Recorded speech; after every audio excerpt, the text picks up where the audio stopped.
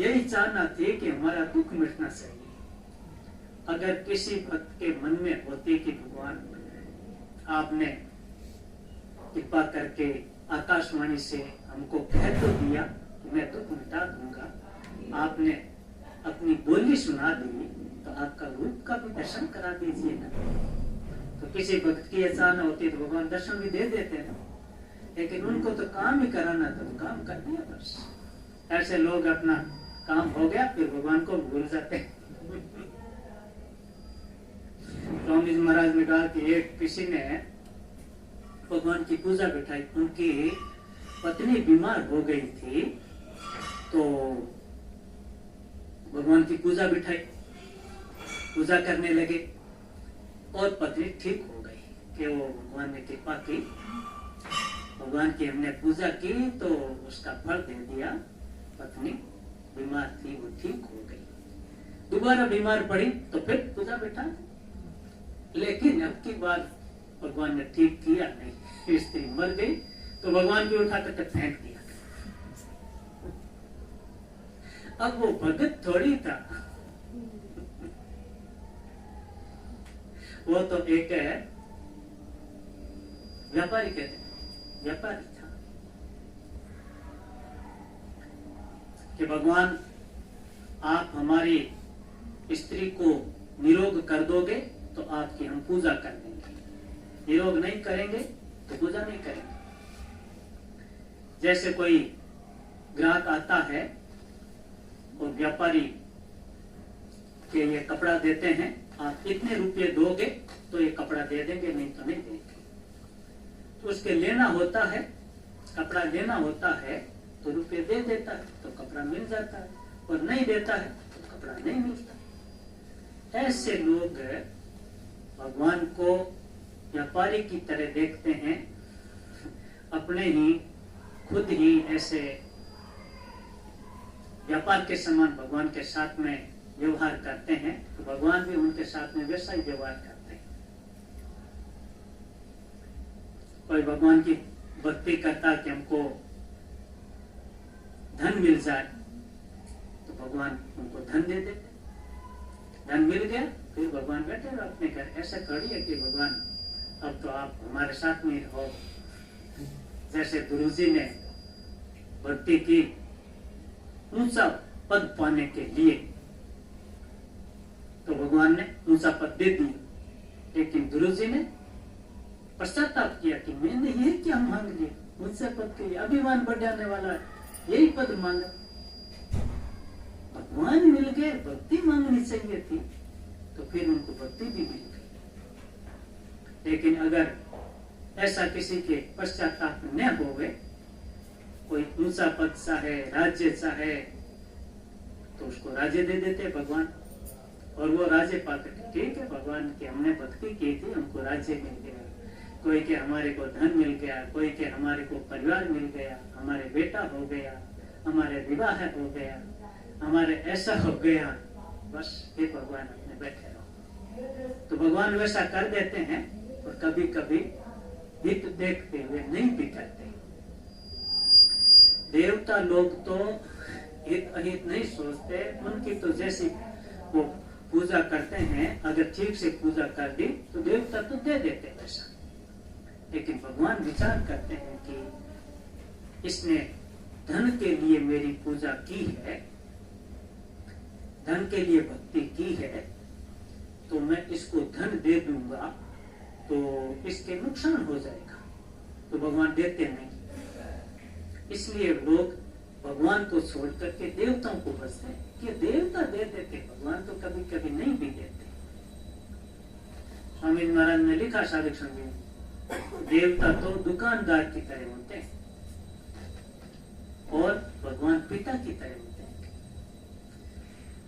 जिस दुकान में पिताजी बैठे हैं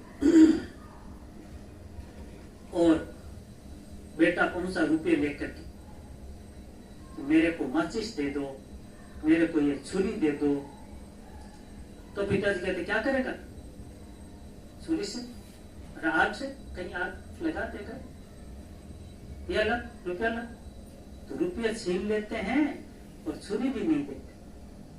लेकिन दूसरी दुकान में वो जाता है, वो दुकानदार ऐसा नहीं सोचता कि छुरी से क्या करेगा, अपने क्या मतलब रुपया दे रहा है, तो वो रुपया ले लेता है और छुरी मर्ची से वो जो वो खरीदता वो दे देता है। दुकानदार को ये चिंता नहीं होती कि अपना अनिष्ट कर लेगा या आग लगा देगा, लेकिन भगवान को चिंता होती है, भगवान उसका हित देखते हैं। इसलिए कभी कभी भगवान उसकी मनचाही नहीं भी करते, वो देवता कर देते तो लोग भगवान को छोड़ करके देवताओं को करते। देवता ठीक है, ये जल्दी सिद्धि देते, क्षिप्रम ही मानुषे लोके सिद्धि भवति कर्म। भगवान कहते हैं ये लोग मेरे को छोड़ करके देवताओं को भजते हैं, और देवताओं को भजने वालों के सिद्धि भी जल्दी होती है मनुष्य लोग।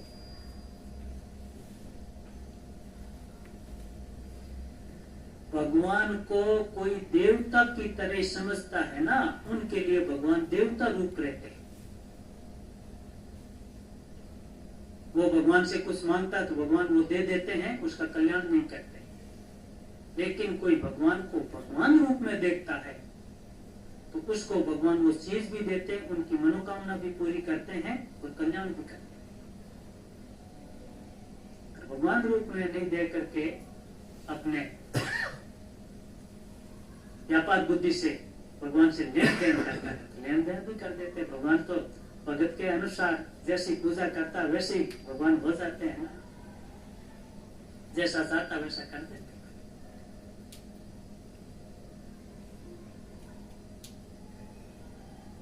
लेकिन भक्त भगवान से ही चाहता है।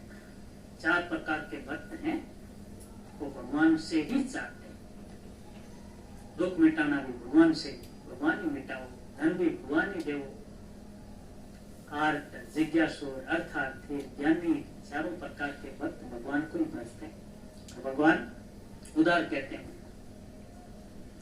अर्थार्थी भगत है, भगवान से रुपये चाहता हो तो ये भी तो दूसरों की तरह दिखता है ना। दूसरे लोग भगवान को पूजते हैं रुपयों के लिए, और ये भगत भी रुपयों के लिए भक्ति करता है कि रुपयों के लिए नहीं। कि फिर अर्थात कैसे रुपये चाहता है, कि रुपये तो चाहता है लेकिन ये भगवान से ही चाहता है, भगवान को छोड़ करके। इसलिए ये धन चाहने वाला भी भगवान का भक्त है। दूसरे जो संसार के लोग हैं ना, वो भगवान से धन चाहते हैं ना, ऐसे ये धन चाहने वाला नहीं है, ये भगवान का भक्त है। तो इनको भगवान उदार कहते हैं। उदार तो देने वाला होता है, देने वाले भगवान है, लेने वाला है ये भगत, अर्थार्थी, अर्थ चाहता है। तो भी भगवान कहते हैं उदार है। क्यों? कि मेरे से मांगते हैं। भगवान से कोई मांगता है तो भी खुश होते हैं।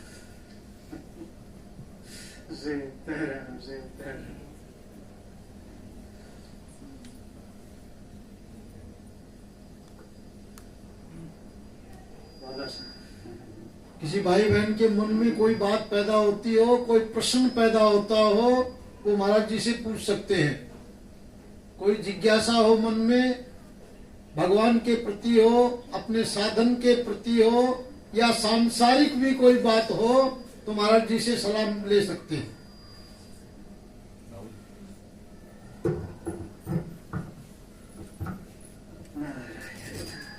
राम राम महाराज जी।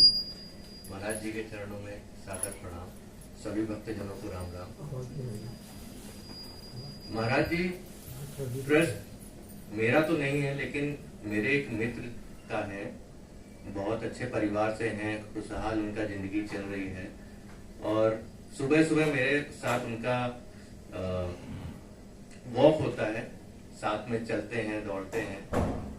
तो कुछ दिनों पहले उन्होंने मेरे से एक जिज्ञासा करी कि सब कुछ अच्छा चल रहा है, लेकिन जब मैं तुमसे पूछता हूँ तो पता चलता है तुम किसी सत्संग में गए हो या फिर किसी मंदिर में गए हो, तो तुम और किसी स्थल पे क्यों नहीं जाते हो, पर्यटन पे।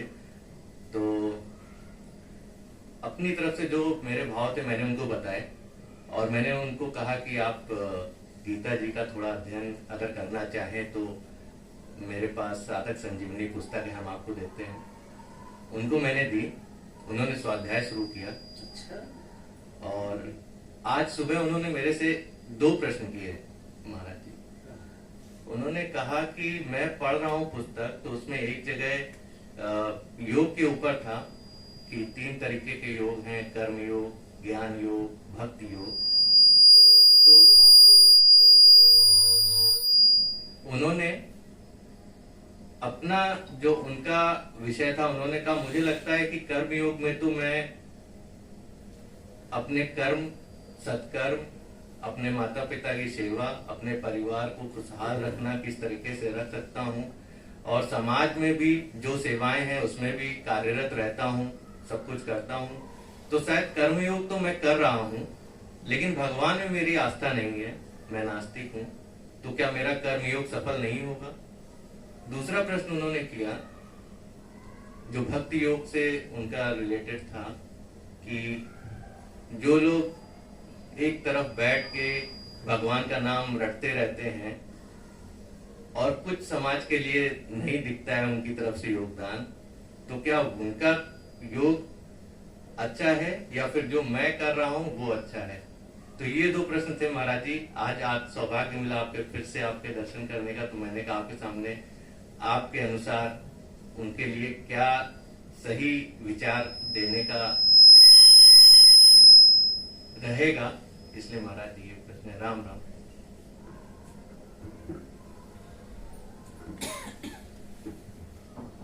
ये बात पूछी उन्होंने, एक तो भगवान की भक्ति करता है और एक संसार की सेवा करता है, तो दोनों में अच्छा कौन सा है, ये पूछा है क्या? जी महाराज। तो इसका जवाब है कि भगवान की भक्ति करने वाला अच्छा है। कि सेवा करने वाला भी अच्छा है। और ये जो कहानी कि मैं कर्म योग कर रहा हूं, तो कर्म योग किसको कहते हैं ये बात समझनी चाहिए। कर्म और योग 2 शब्दों से कर्म योग बना है।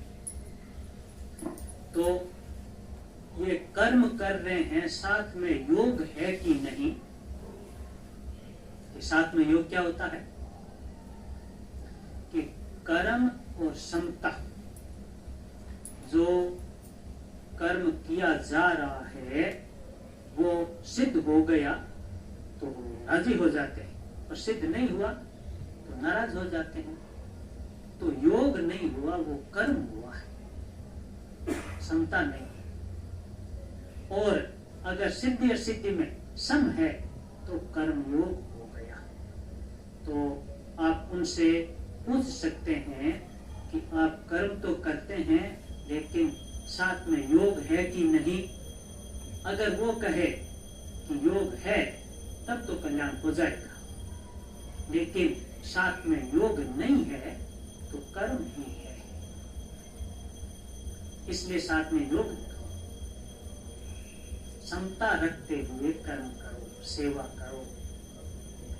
जिनकी सेवा करते हैं वो राजी हो गए तो ठीक, और राजी नहीं हुए तो भी ठीक। ऐसा नहीं कि हम सेवा करते हैं, इन्होंने हमारे को कुछ कहा ही नहीं, अच्छा ही नहीं कहा,